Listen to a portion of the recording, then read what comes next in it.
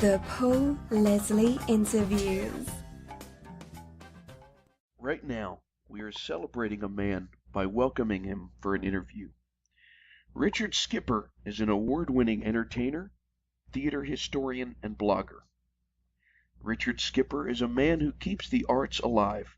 So in celebration of Richard Skipper, it is my pleasure to introduce the one and only Richard Skipper. Thank you for joining us.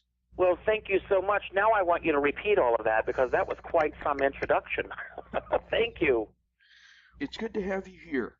I admire what you do, and so it's a pleasure. I've actually wanted to do this for quite some time. Well, it means a lot to me. It's a great way to start my new year and, to get the word out about what I do and what I'm all about and what I hope to achieve and what I hope to change in the world and all of the above and then some. I think most stories are best from the beginning. What was life like growing up? Well, I grew up in a very small town in South Carolina, just outside of Myrtle Beach, called Conway, South Carolina. And Conway is considered the gateway to Myrtle Beach. Of course, when I was growing up, Myrtle Beach was nothing like it is now. It was a great place to grow up. I grew up in a very large family. My father was one of 10 children. My mother was the oldest of 16 children. And yes, you heard me right, 16 children. Wow. So I grew up surrounded by family. I also grew up on a tobacco farm in South Carolina. And I grew up in an era that saddens me. As I get older, I get more and more nostalgic for it. I guess that's part of our human nature. But I grew up in a time where, until I left home when I was 18 years old to pursue my career in New York. But growing up with my family, my parents never went to bed on any night for the first 18 years of my life, not knowing where their children were. And of course, we were home. We were not out doing things that we should not have been doing. We sat down together every night as a family unit to have dinner together. I grew up in an era when there were 3 networks, ABC, NBC, CBS. So we were not inundated with all that we are inundated with on a daily basis. And it wasn't there were issues as well, but I grew up in a pretty idyllic situation as far as family is concerned and as far as setting, for lack of a better word, the foundation of who and what I'm all about today. And so hopefully that answered that question about what my childhood was like. Well, when did the interest in theater come in? Well, as I said, I grew up in an era of the 3 networks. And I grew up in a television household. We sat down and we watched television together as a family unit. And in those days, there were 3 networks, as you know, though ABC, CBS, and NBC. Those networks were only on the air from 5 or 6 in the morning to 1 a.m. And then, of course, we heard the national anthem and everything signed off. And those 3 networks always vied for the largest demographic. And therefore, I grew up watching the stars of my generation sharing a television special or a television show with the stars of my parents' generation and my grandparents' generation. So I really grew up knowing who these people were. And that was the world that I wanted to be a part of. I snuck up late at night to watch old movies on The Late Show. And in the mid-'70s, when all of this was swirling around as far as show business is concerned, there was a huge nostalgia craze. That's when That's Entertainment came out. And so I really jumped on that bandwagon, watching all of these old movies and wanting to be a part of that. But I always felt that I wanted to be on the stage. And it's hard for me to decipher when, where, and how that came from. But from a very early age, I knew that I wanted to entertain people.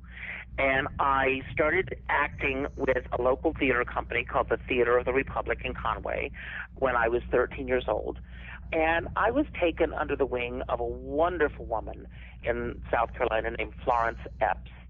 And Florence Epps said to me that she felt that I had the makings of a great entertainer, but that if I didn't get rid of my very thick Southern accent, that I would be stuck doing shows like Tobacco Road the rest of my life. So I started taking elocution lessons with her. And she had a little playhouse in her backyard behind her house on Main Street in Conway. And I would go to her home every Wednesday and Thursday afternoon, and I would help around the house doing chores in the garden and doing shopping for her and helping out. And then we would go into the playhouse and we would start to read from the classics. And she had a very interesting way of working, which has stayed with me to this day. If we would be reading from a play or reading an autobiography or a biography, and I would mention a famous name or a person or a historical event, she would stop me. And she would say, okay, what can you tell me about this person? And if I didn't know anything about that person, she would say, our lesson is over for today. I will see you next week. And she would send me to the library to do as much research on those people as I possibly could. So I grew up knowing who these people were. And she instilled in me that anytime I appeared on stage, I was carrying the mantle of every great entertainer that has ever gone before me on my shoulders. And it was up to me to keep that legacy going. And I guess that is why I do all that I do, even to this day. Wow. You have a particular interest in Hello, Dolly. I do. It started with Carol Channing. A lot of people who know me know that for 20 years I performed all over the world as Carol Channing. I headlined in Atlantic City. I headlined in Las Vegas. I appeared at Carnegie Hall as Carol Channing. I appeared on stage many times with Carol. There were many times when she was in the audience of my shows. I was very involved with her Foundation for the Arts. That, of course, is a long, long story of a trajectory that took me through many, many different avenues. And my love of Hello, Dolly really came as a result of my love for Carol Channing. And last year, 2014, was the 50th anniversary of Hello, Dolly opening on Broadway. So 2 years ago, I started working on a project that I'm still working on, compiling interviews with many of the surviving people, not only from the original company of Hello, Dolly, but subsequent companies of Hello, Dolly. I have a website, as you may know, called callondolly.com. And I started out wanting to write about the women who played Dolly. But over the course of the last couple of years, I've interviewed people as diverse as, everyone from Marge Champion to Michelle Lee to Carol Channing to Marion McAndrew, who was in the movie version of Hello, Dolly, to Tommy Tune. There are all these people who have contributed to this musical. And again, maybe it goes back to, my upbringing. Hello, Dolly, to me, exemplifies a simpler time. Tell me about the first time that you met Carol Channing. What was that experience of meeting her in person like? Well, it's a very interesting story. I was introduced to her by a guy named Lee LaForge, who sadly passed away just last month. And Lee LaForge, I found out as I was putting my show together, I used to impersonate, and I hate that word, but I used to perform as Carol Channing at parties. I would get up at a microphone and just sing with her voice, but without full costume and everything. And when Carol came back to Broadway in 1997 for the last revival that she did of Hello, Dolly, a friend of mine called me up and said, you should do a show about Carol Channing. And I said, well, what if audiences are not interested in seeing a show about Carol Channing? And he said, well, you'll find out whether they're interested in a show about Carol Channing. So I basically started putting a show together. And then I found out that the New York City Gay Men's Chorus was going to be doing a celebration of the music of Jerry Herman. This is in the days before I had email or anything like this, so I put together a press kit. I sent everything to the artistic director of the New York City Gay Men's Chorus, and I got no response. And I sent 3 press kits, and at no point did I ever get a response. I didn't get a response saying, thank you for your interest, but we're not interested. Thank you, but our show has already said. I got nothing. And then Lee LaForge called me up and asked me if I was going to the concert. And I said, I don't think that I would be able to go and enjoy it. I think that I would be sitting there thinking, well, why am I not up there? And he said, well, I'm playing the after party. Why don't you show up as Carol and give her a chance to see who and what you're all about?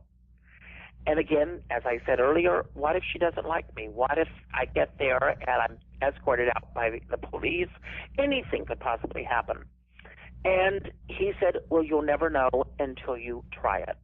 So I said, give me 24 hours to think about it. And I'm weighing the pluses and the minuses of me crashing this party the next day as Carol.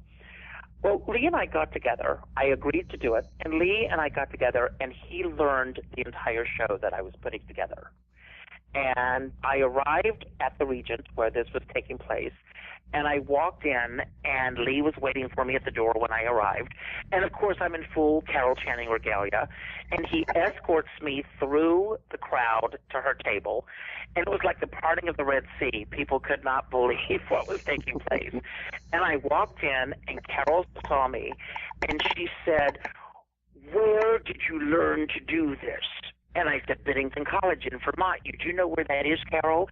It's the lower left-hand corner part of the map, the part of the state that's always purple, which, of course, is from her act. And she said, well, how long have you been impersonating me? And I said, well, who's to say you're not impersonating me? And she let out this roar, and she said, please come and sit down next to me. And she started asking me all these questions. And, Paul, I never broke character. And I stayed completely in character, and because of my research, thank you, Miss Epps, she wasn't able to stump me on any of the questions that she was asking me.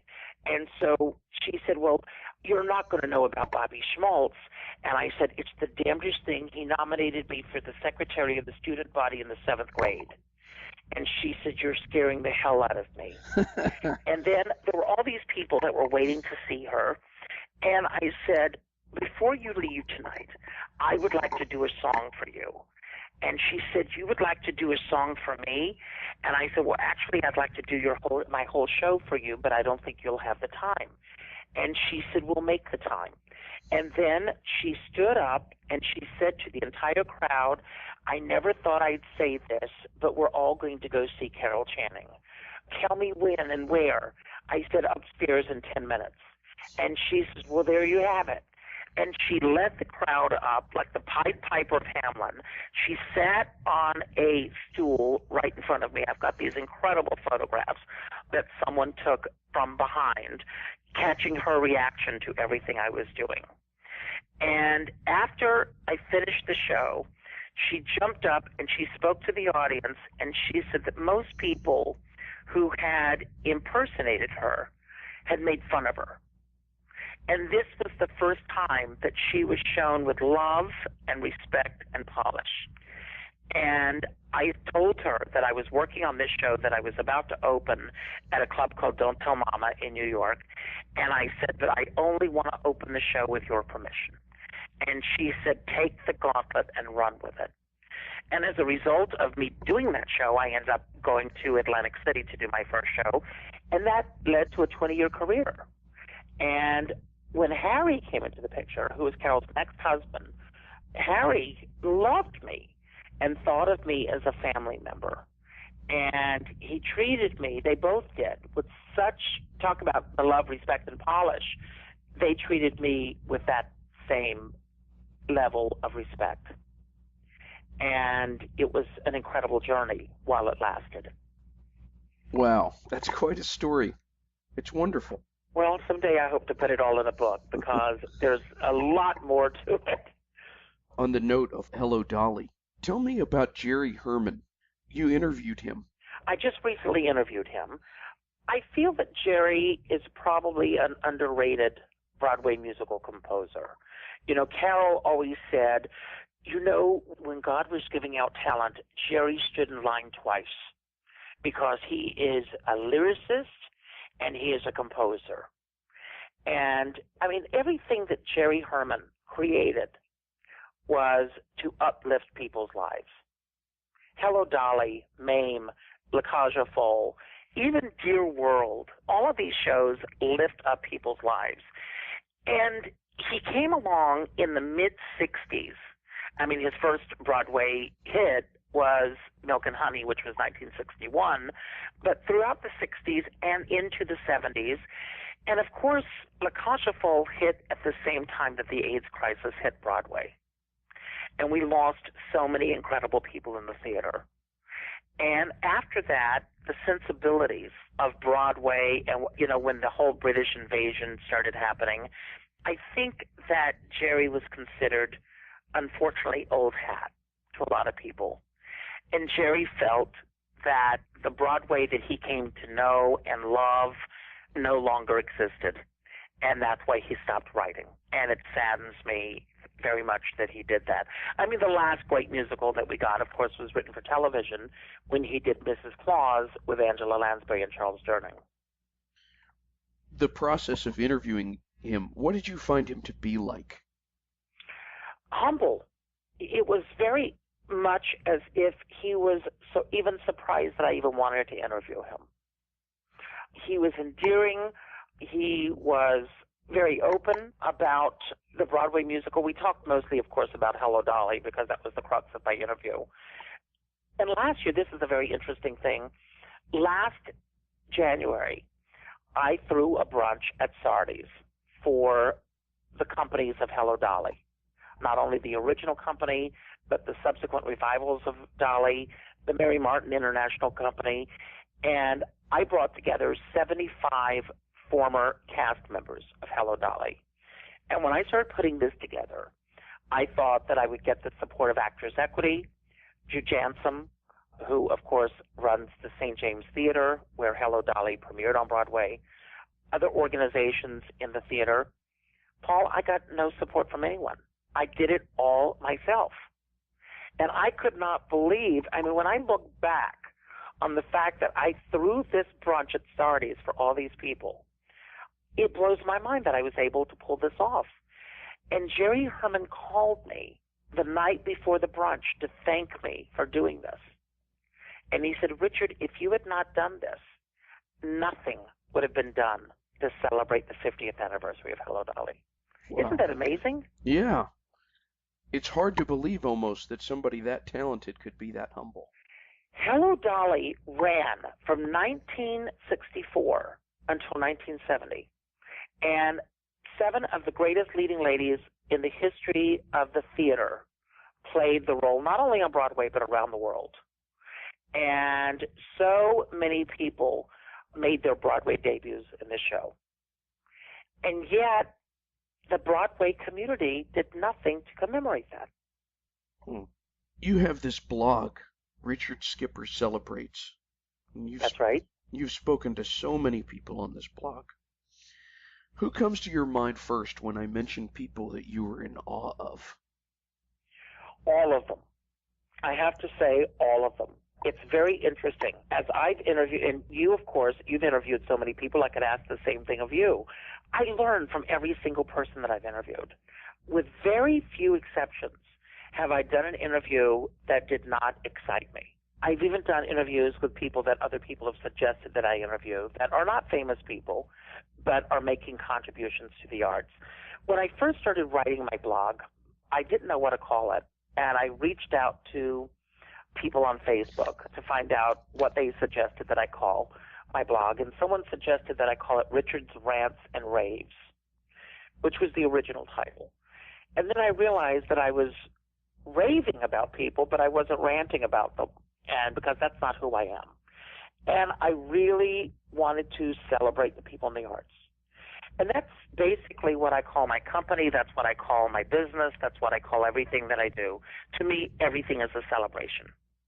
And we need to celebrate people. We live in an age with TMZ where their job is to put people down. Just because someone is famous doesn't give anyone the right to publicly flog them. And I feel that we need to start building each other up instead of tearing people down. Every reality show is based on knocking people. You know, last night I was watching Celebrity Apprentice, and you've got these celebrities that are dealing with the same insecurities that you and I deal with, and this one-upmanship of being better than the next person. And of course, I know that this is what our current state of entertainment has turned into. But why? Who are the role models for these kids? When kids see adults behaving the way that we are seeing adults behaving on television, why should they be excused from doing the exact same thing on the schoolyards of every school in the country? We have to get away from that. We need to start building people up. We need to start celebrating. If you're not interested in them, there are other options. Go and do something else. But don't just sit there and constantly knock them down. And that's what my blog is about. I want to celebrate these people. You've done a number of these types of celebrations where it's been you on stage and you're interviewing someone on stage. That's right. Who would you like to do an onstage interview of that you haven't yet? The two people that come to mind would be Barbra Streisand and Shirley MacLaine. And why those two? Well, both of them have contributed so much to many different areas in the entertainment industry. And I, again, am all about celebrating what I call their body of worth. I'm not interested in the gossip. I'm not interested in who they've slept with or who they haven't slept with. I'm interested in what makes them tick, what inspires them, what gets them from this point to that point. Those would be my holy grails. Those would be on my bucket list of two people that I would really love to interview on stage. This past year, I had the opportunity to interview Leslie Ann Warren. And I grew up watching Cinderella as a kid, and so that to me, with all due respect to every other person that I've ever interviewed, both on stage and through my blog, that was the most exciting and thrilling interview for me. With all the things that you do, is there a biggest passion? I love to entertain. I love to be on stage. I love it when I connect with an audience. And I love to be entertained. When I am sitting in the audience and an entertainer touches me and touches me down to my very solar plexus, there's nothing better. I don't need drugs. I don't need any of the other vices that people strive towards and are addicted to. For me, that's all I need. What is the best thing about being Richard Skipper? Being interviewed by Paul Leslie. Come on, the real answer. No, the best thing about being Richard Skipper, last night I was watching an interview with Cicely Tyson, who amazes me. And someone asked her a question about arriving. And she said, when I arrive, it's time to leave, because she's always striving towards that. I try to be the best person that I could possibly be. I have my own personal motto in life, and that is, and I know I'm going to sound like Pollyanna, and and a lot of people out there are going to be reaching for their insulin shots, but I really feel that if I've offended one person, I've offended one person too many. And I really try to be the best person that I could possibly be. I try to lift people's lives up. I want to continue doing that. I would love to be able to do it on a bigger scale, and not for my own ego, but in terms of celebrating others. I would really love to be able to reach that level of doing that. For anyone who's listening in, wherever they are, what would you say to them? Totally open-ended. Touch base with me. I'm very easy I follow me on Twitter. Go to my Facebook page. I have a website, richardskipper.com. I have a guest book. All that are listening, I would love to get your thoughts on this interview. Sign my guest book with your thoughts. Please stay in touch. And to take the challenge this year as we embark on a new year of lifting people's lives up instead of tearing people down. And, I also have a favorite quote, and it's from the book Illusions by Richard Bach. And that quote is, who wrote Jonathan Livingston Seagull, argue for your limitations, and they are yours. When I told anyone that would listen that I was going to come to New York on August 5th of 1979, I picked the date when I was 13 years old. And I told everyone, on August 5th of 1979, I'm moving to New York. And, of course, everyone, my family, no one took me seriously. And every year I would go, 4 years to go, 3 years to go, 2 years to go. And the day that I flew to New York, And it still blows my mind. This year will be my 36th year in New York in August. It still blows my mind that I did it because the odds were all against me in terms of making it happen. And I've been dealing with my own trials with a certain situation in my life pertaining to my career, which when I'm ready to go public with, I'll give you an exclusive interview among all the other people that I want to get it out to. But I keep forging ahead. My philosophy is you can't shoot a moving target. Keep moving. Keep moving towards your goals.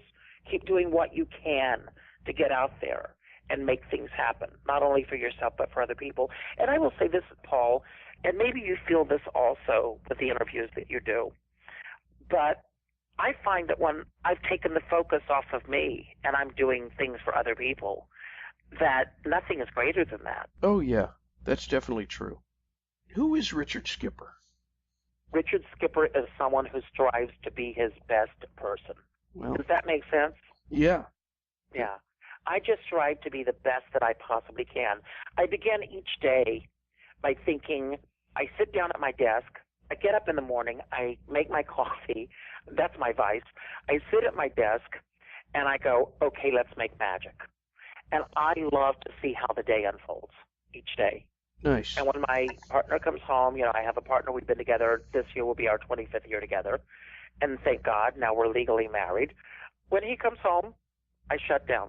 And I mean, from my computer, I don't walk around with a smartphone in my hand because of the business that I'm in. We have a lot of social obligations, and they're not really obligations as much as I want to do them. I never feel that I'm obligated to do any of the things that I do. I choose to do those things. And we have a very active social life with both people in the arts and people that are outside the arts, or civilians, as most people in the theater call them. And I'm very, very fortunate that I've got a well-rounded life. I'm happy for the most part. This is a question that I have. If you could pick any song of any type that you think best embodies who you are, what would that song be? Before the parade passes by. I want to add one more thing, if I may. Absolutely. I don't know why, but I have a very acute sense of realizing how fragile our lives are. This year alone, I've lost so many friends. When I watch the news at night, and I am a news junkie, and I hear about someone's life being cut short because of a car accident or some brutality that's happening in the world, it actually makes me cry because I think not only about that loss of life, but the ripple effect of all the people's lives that have been affected by that. And I think that we have gotten to a point where social media, as connected as all of us are, just as connected as we are that disconnected. Oh, yeah. And people, you and I don't know how old you are. I'm going to be 54 next month. Standing in line to see a movie and striking up a conversation with someone standing behind me, or being in a restaurant and striking up a conversation with a person sitting on the next table, which I do from time to time. But so many people now are so stuck on their phones that they're not aware of anything that's going on around them. I watch the news. Watch the news tonight, and watch a news reporter on the street and watch the people that walk past them in the background, looking at their phones, who have no idea that they're even walking in front of a camera. Yeah. Isn't that amazing? It's definitely the sign of the times. We have to connect with each other on a physical level that's beyond just social media. It has to happen. Otherwise, it's going to be the demise of our civilization as we've known it. Yeah. Thank you very much for doing this. Well, thank you. I can't wait to hear it. What have I said? What have I not said? It's been a joy. I hope you have a good day. Thank you, Paul. Thank you so much.